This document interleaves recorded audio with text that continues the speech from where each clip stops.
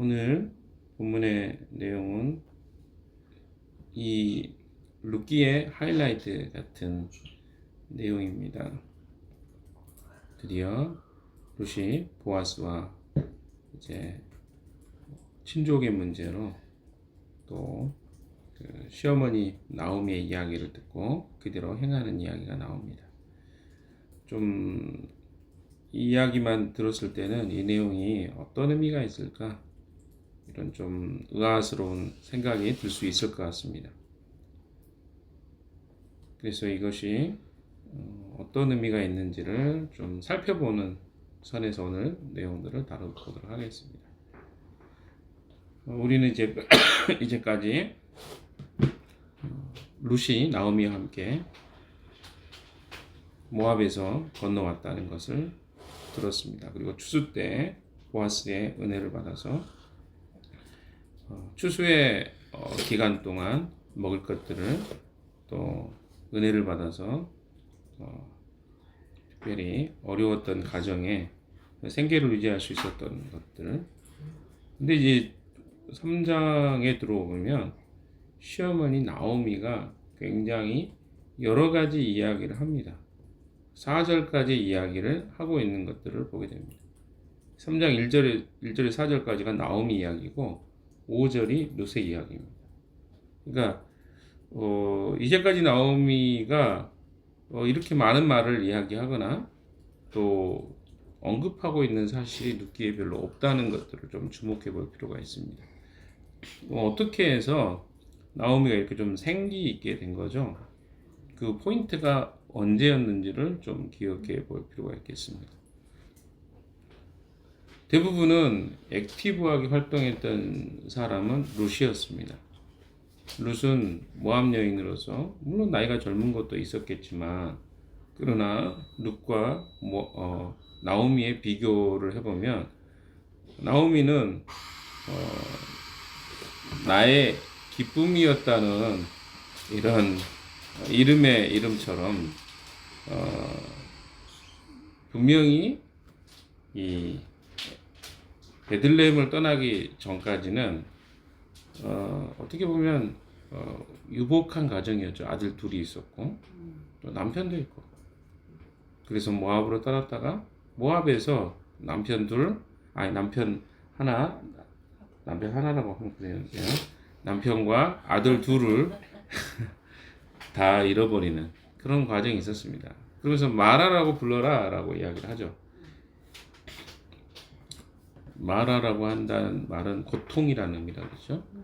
그래서 이런 이야기들을 통해서 이 나오미의 그 의욕이라든가 또 힘의 근원들이 다 사라져 버렸기 때문에 룻과 오르바에게 모압에게 돌아가라고 했을 때 그때만 해도 이 나오미는 그냥 텅 비어 있다고 스스로 표현했죠.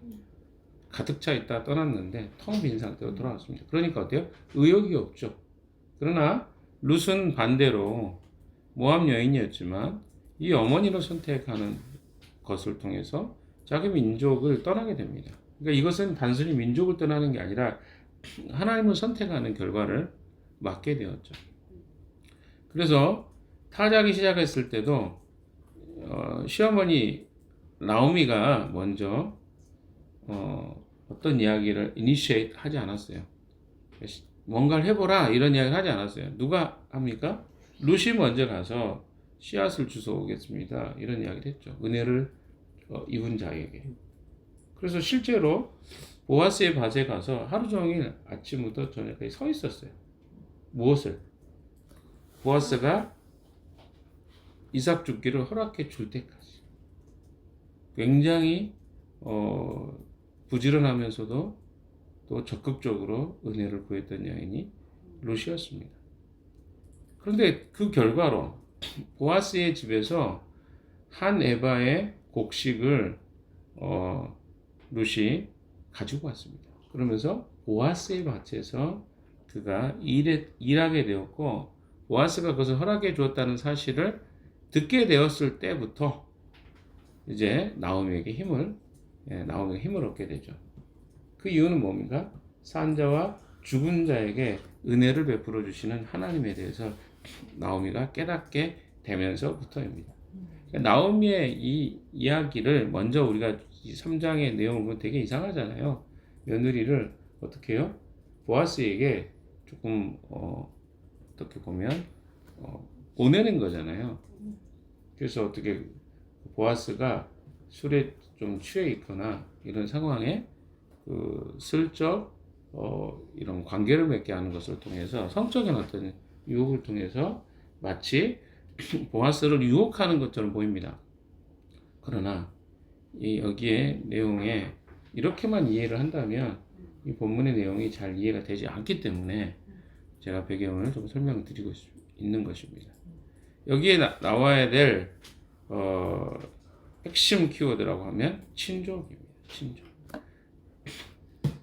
나오미가 힘을 얻게 되었던 것도 하나님이 그를 어떻게 한 거예요? 산자와 죽은 자를 돌보시는 하나님이 자기 자신을 돌봐주셨다. 특별히 보아스가 친족 중에 하나였다는 것을 알았고요. 물론 가장 가까운 사람은 또 있어요. 사장의 내용이 나옵니다. 그래서 그 사람이 그 기업 물을 것을 포기했을 경우에 그 다음 순번이 보아스였다는 것을 알았습니다. 그러나 여기 보시면 이제 그 누구죠? 룻에게는 이것을 언급하지 않아요. 그러니까 보아스가 이 기업 물을 자가 되었으면 좋겠다는 희망사항이 있는 것이고, 또 룻이 이 나오미의 이야기를 들었을 때 그의 나중에 이제 내일 정도면 밝혀지겠습니다만은 룻은 무엇을 믿고 가냐면 시어머니가 이야기한 대로 이 사람이, 그러니까 다르게 이야기하면 보아스가 기업 물을 자라고 확신하고 간 거예요. 그러니까 조금 여기에는 생략된 부분이 있습니다. 나오미는 무엇을 이야기해 주지 않았어요? 정확한 사실을 이야기해 주진 않았어요. 그러나 2절에 보시면 생각해 보라. 우리의 친족 가운데 보아스라는 사람이 있지 아니하냐. 여기 친족 가운데라고 이야기합니다. 그러니까 제가 지난번에도 이야기 드렸던 것처럼 친족이라는 것은 굉장히 광범위한 의미예요.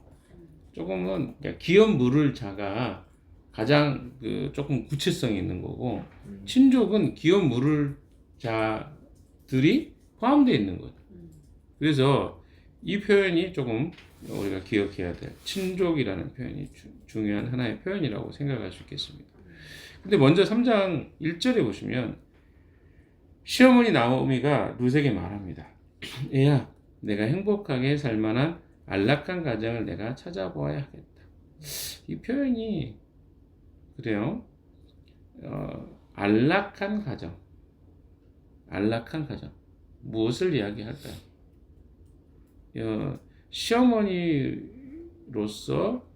지금 여기 성경에는 계속 나오미와 룻의 관계를 시어머니와 며느리의 관계로 추적합니다. 개인적으로 어떤 룻을 이용해서 무엇을 하겠다는 생각이 보일 수도 있어요. 어떤 사람들은. 그러나 성경은요, 의도성을 가지고 어떤 내용들을 다 기록하고 있거든요. 성경의 저자가 하나님이시니까. 근데 보면 여기에 시어머니 나오미, 그리고 모압 여인 룻, 이런 표현들이 굉장히 구체적으로 언급된 걸 보면 시어머니라는 이 표현 속에 그러니까 시어머니죠. 시부라는 어떤 이 표현으로 관계 설정을 하고 있어요. 근데 이거는 의도성이 있다는 거죠. 그러니까 어떤 의도성이 있을까요? 그거는 바로 언약의 측면, 그리고 이 기업물을 것에 대한 측면을 강조하기 위해서 성경이 시어머니, 왜냐하면 이 룻이 이 보아스와 친족의 관계로 나중에 결혼하게 되는 이 과정들은 전부 다 무엇에 연관돼 있어요?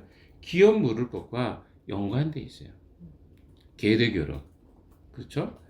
기업 물음, 계대 결혼, 친족, 이런 단어들이 굉장히 중요한 단어입니다. 그러니까 이런 관계로 지금 나오미가 누구에게? 룻에게 이 이야기를 하고 있는 거예요. 그러니까 이 안락한 가정이라고 하는 표현 속에 계대 결혼이라든가 기업 물음이라든가 이런 의미들이 포함되어 있다는 것입니다. 그러니까 단순하게 가정을 꾸려주고 싶은 이런 의미라기보다는 이런 언약적인 관점 그리고 언약을 계승하고 또 하나님이 이 가정을 회복하는 어떤 프로젝트 같은 이야기가 이 가정이 꾸려지는 것으로 다시 회복될 수 있다는 것을 시어머니 나오미는 생각하고 있었던 것이죠.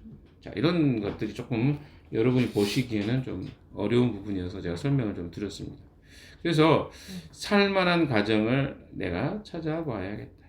근데 여기 먼저 이 당시의 여인들의 상황들도 제가 여러 차례 이야기 드렸습니다. 이 당시의 여인들은요, 남편이 굉장히 중요한 존재였습니다. 왜 그렇다고 그랬죠? 여인들의 사회생활 자체가 그렇게 활발하지 못했고, 여인들의 그 생계를 유지하는 가장 큰 수단이 남성이었어요. 남성이 없다. 결혼한 남편이 없다라는 것은 보호받을 가정이 없다. 또 거기서 생계를 유지할 방법이 없다라고 할 만큼 굉장히 강력한 그 당시의 시대 문화입니다. 현재하고는 많이 달라요. 그래서 그 시대적인 상황에서 봤을 때 다시 이 안락한 가정의 핵심은 뭐예요? 남편이었던 거죠. 그래서 누가 찾아봐요? 내가 찾아봐야겠다. 이거 굉장히 주도권을 갖고 있는 거예요. 변화가 된 것 중에 하나입니다. 나오미가 그런 이야기를 한 적이 없는데 주도권을 갖고 이야기. 그래서 그 하는 이야기가 겁니다. 생각해봐요. 우리의 친족 가운데서 보아스라는 사람이 있지 않냐. 또 내가 요즘 그 집 여자들과 함께 일하고 있다.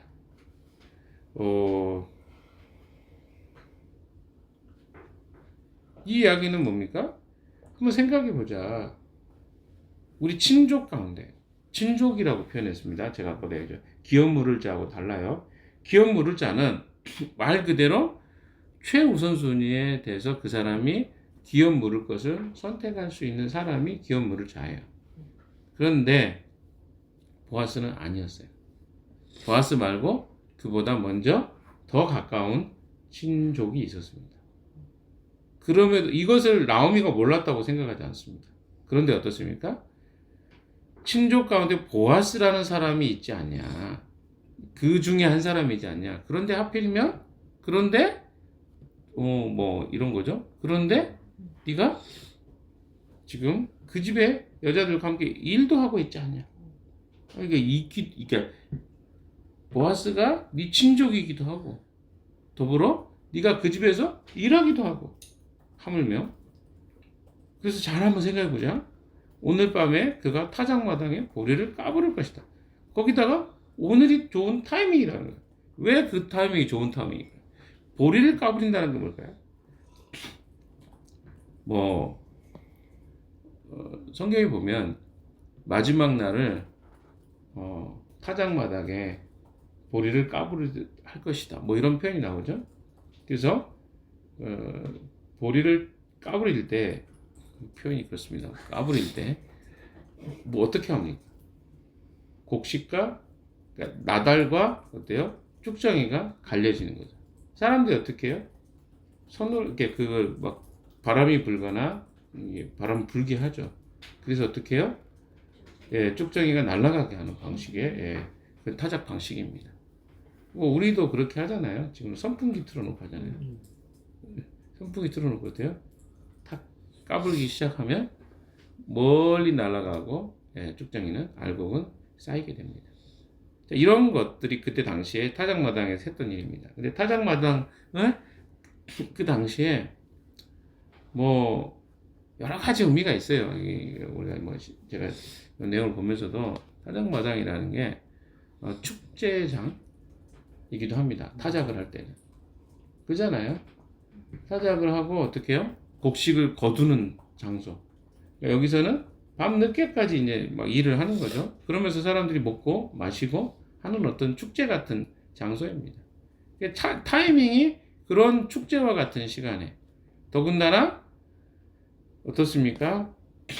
보아스가 기분이 좋고 아무튼 이런 분위기 속에 네가 준비하고 있다가 보아스 옆에 잠자리에 들어가면 그 나머지는 그가 알아서 할 것이다. 조금 성적인 어떤 의미도 포함되어 있습니다. 그리고 또 타작마당이라는 게 또 성적 의미도 있어요. 그런 어떤 우리에게는 한국 사람들에게는 그런 거 있잖아요. 물레방아하면 몰래 연애하고 옛날에 그 우리 선조들이 그래서 물레방아하면 뭐 곡식을 그 뭐죠? 그 빠꼬에 찍고 하는 것도 있지만 또 이런 의미가 있는 것처럼 타작마당이 또 그들에게는 그런 의미가 좀 깔려 있는 그런 곳이 바로 타작마당. 그러니까 이런 복잡한 내용이긴 하지만 이 나오미는 그런 세 가지의 것들을 다 고려를 해서 지금 이런 것들을 진행하라고 이야기를 하고 있는 것이죠. 그렇죠? 중매를 지금 설려고 계획하는 거예요. 쉽게 이야기하면 계획이죠. 나오미는. 근데 무엇을 위해서 계획합니까? 예. 기업 무르게 하기 위해서. 단순히 그가 며느리 덕을 보겠다 그렇게만 생각하지는 마십시오. 그런 부분도 있겠지만 자 그럼 우리가 한번 정리를 해봅시다. 여기서 질문을 두 가지를 하죠. 어떤 질문을 합니까? 내가 너를 위하여 안식할 곳을 구하여 너를 복되게 하지 않겠느냐. 이게 개혁개정에 나온 표현인데 뭡니까? 내가 너에게 어때 가정을 꾸려줘야 되지 않겠냐. 행복하게 살만 안락한 가정을 내가 찾아봐야지 않겠냐. 이게 질문인데 뭐예요? 답이에요. 질문 이거는 제가 그 성경 공부할 때 우리 같이 공부했던 시절 압니다. 질문 중에 이건 답을 구하는 게 아니에요. 이미 답이 정해졌어요. 너도 좋고 좋지 않겠어? 그래서 이 질문형이지만 사실은 질문이 아닙니다. 강조하기 위해서 하는 거죠. 두 번째 질문 뭡니까? 그리고 네가 함께했던 그 소녀들의 집, 그쵸? 그 집 여자들과 함께 일하고 있었는데 그 집 주인이 또 하필이 우리 친족 아니냐? 이것도 질문이지만 강조하기 위해서 하는 겁니다. 이게 두 가지 질문이죠. 그러니까 뭐예요? 너가 가족도 구해야 되고, 근데 하필이면 어때요? 보아스가 네가 일하고 있는 집에 그 주인이 우리 친족 중에 한 사람 아니냐? 그럼 이거 되게 좋은 거 아니야? 너 어차피 결혼해야 될 건데? 이런 거죠. 그리고 다른 겁니까?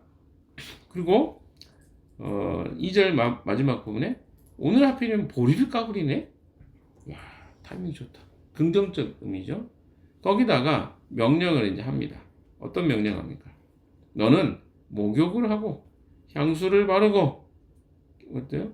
고운 옷으로 몸을 단장하고서 타작마당으로 내려가라. 내려가라는 게 명령이에요. 두 번째는 뭡니까?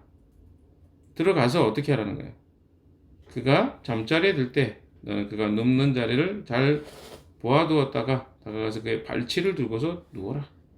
그러면 그가 너의 할 일을 일러줄 것이다. 발치를 들다. 이게 해석이 필요한 내용입니다. 발치가 뭘까요? 발치. 발치는 사람들이 여러 가지 다양한 해석이 있습니다. 근데 어떤 사람들은 이불이다. 근데 이거는 이 당시에 문화와 이런 것들을 잘 모르고 우리 문화로 해석을 한 거예요. 그럼 뭐요? 이불이라고 생각하시면 안 돼요. 그 타작마당에 그냥 자는 거 겉옷이나 뭐 하고 있지 없어요. 그럼 뭐예요? 이것은 바지춤이라고 이야기합니다. 그러니까 바지춤을 좀 내리게 하고 누워라. 그 굉장히 성적인 의미가 있어요. 완전히 바지를 벗기라 그 말이 아니라 살짝 그런 바지를 아래쪽으로 내리는 행위. 이런 행위입니다. 여러 가지 해석이 있지만 그런 해석이 맞는 것 같아요. 그리고 어떻게 하라는 거야? 그리고 기다려라. 이게 이제 명령입니다. 근데 참 나중에 보시면 알겠지만 뒤에 여러분 읽어보시면 알겠지만 룻은요 진짜 순수했던 것 같아요. 그래서 어떻게 해요? 이 말대로 합니다. 그런데 보아스가 새벽녘까지 누구죠? 룻이 거기에 발 아래쪽에 있는 걸 몰랐어요. 그럼 뭐예요? 그런 행위를 기대했던 이 나오미의 기대와 룻의 행동이 좀 어긋난 부분이 분명히 있습니다. 일단 1차적으로 어긋난 거 뭡니까? 나오미는 이 친족인 보아스에 대해서 많이 이야기해 줬어요. 마치 기업 물을 자인 것처럼 이야기를 해 줍니다. 그런데 룻은 그것을 모르고 가요. 친족이라고만 알고 있어요. 조금 차이가, 아니, 친족이라는 게 아니라 기업 물을 자로 알고 가죠. 친족이라고만 나오면 이야기했고, 이 사람이 진짜 기업 물을 자라고 룻은 생각하고 간 거죠. 두 번째는 뭡니까? 어머니가 기대했던 건 뭐냐면, 보아스가 잠들기 전에 그렇게 행동하라고 한 것 같아요. 보니까. 뉘앙스를. 그런데 룻은 어떻게 합니까? 굉장히 오랫동안 관찰합니다. 그리고 어떻게 해요? 너무 오랫동안 관찰해서 보아스가 잠든 상태에서 지금 간 거예요. 그리고 그 행위를 제대로 하지 않습니다. 바지춤 내린다 이런 걸 하지 않아요. 그리고 그렇게 어떻게 해요? 새벽까지 지낸 거예요. 굉장히 룻이 이런 여러 가지 몇 가지를 봤을 때 막 그런 의도를 가지고 이 보아스에게 갔다고 하기에는 좀 나오미와 좀 다른 모습을 보여줍니다. 어쨌든 이런 이야기들을 이렇게 길게 해야 되는지 모르겠지만 아무튼 오늘의 내용이 그거예요. 자, 그러면 룻의 이야기와 나오미의 이야기가 오늘 우리에게 무엇을 이야기해 주는 것일까요? 이 부분을 좀 찾고 마무리를 좀 해보겠습니다. 되게 이상 야릇한 좀 에로스적인 어떤 내용의 요소들이 굉장히 많이 기록되어 있습니다. 그러나 우리가 성경에 이런 것들을 기록했다는 것은 분명히 여기에 의미가 있기 때문에 또 우리가 찾아봐야 될 의미가 있습니다. 옷에 향수를 바르고 뭐 이런 걸 유혹했다라고 표현하기보다는 그 당시에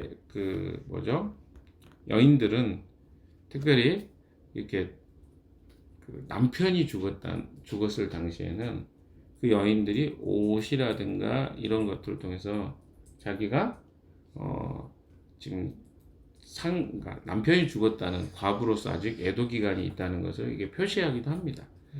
그래서 향수를 바르고 그런 걸 안 해요. 근데 이제 향을 바르고 이렇게 했다는 거 뭐예요? 자기가 그런 애도 기간이 다 끝나고 충분히 이제 결혼할 준비가 됐다는 것을 의미하는 의미로도 생각이 될 수 있다는 것이죠. 자, 이런 부분이 분명히 기록되어 있습니다. 또 어떻습니까? 이 룻은요, 처음부터 시작해서 마지막까지 시어머니의 이야기를 굉장히 어때요? 성실하게 수행하고 있는 것을 보게 됩니다. 그러니까 이게 기업 물음에 있어서 가장 핵심은 뭐예요? 순종이에요. 그러니까 과거에 이런 기록이 여러분 생각나시나요? 창세기 38장에 보면 유다가 누구죠? 다말이라는 며느리에게 자기 아들들을 주지 않습니다. 근데 다말이 어떻게 합니까? 몰래 그 당시에 창녀로 변신해 가지고 시아버지하고 동침을 합니다.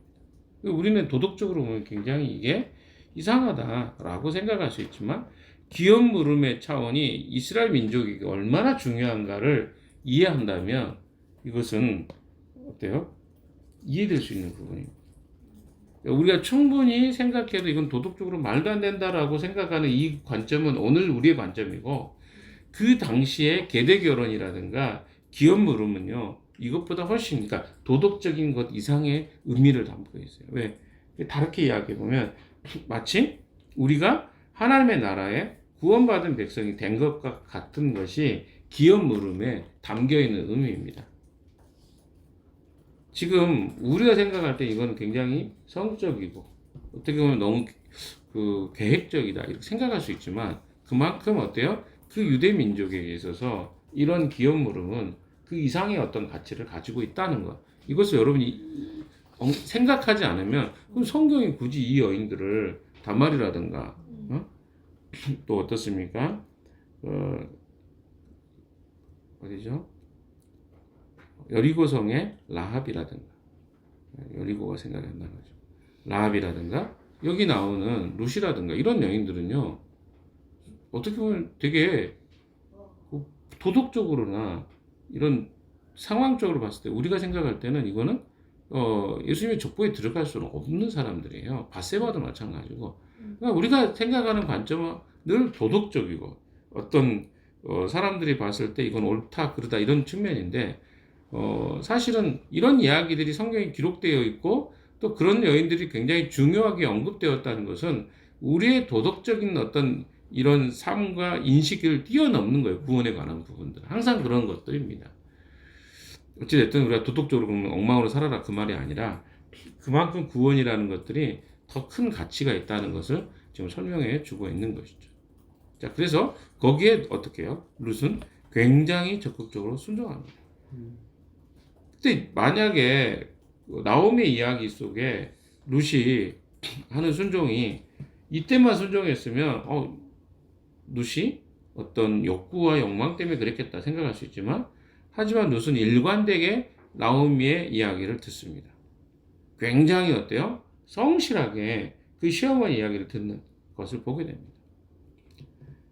그래서 이런 것을 봤을 때 이건 단순히 그런 욕구와 욕망 때문은 아니었구나라는 것들을 우리가 이해할 수 있습니다. 또한 마지막으로 우리가 좀 봐야 될 것은 이 나오미의 이 중매 계획을 통해서 이렇게 좀 언급해야 될 영역인데 그럼 보아스는 뭐랄까요? 싱글이었을까요? 호기심 충족이 아니라 분명히 이 보아스는 결혼한 사람이 있었을 가능성이 거의 98%, 99% 됩니다. 왜 그럴까요? 그는 이미 유력자예요. 결혼 안 했을 가능성이 거의 없어요. 근데 이 계대 결혼의 특성은 뭡니까?